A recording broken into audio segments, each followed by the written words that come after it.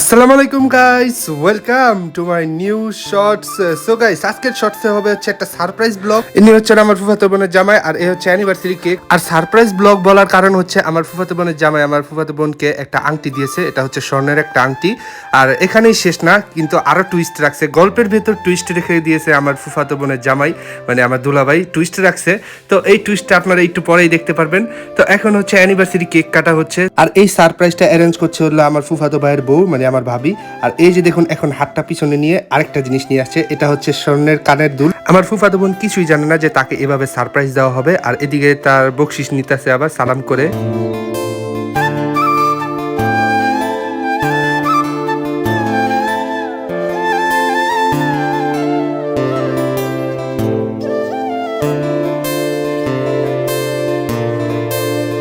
So guys, আজকের ব্লগটা এই পর্যন্তই। আর যাওয়ার আগে অবশ্যই লাইক এবং সাবস্ক্রাইব করে যাবেন।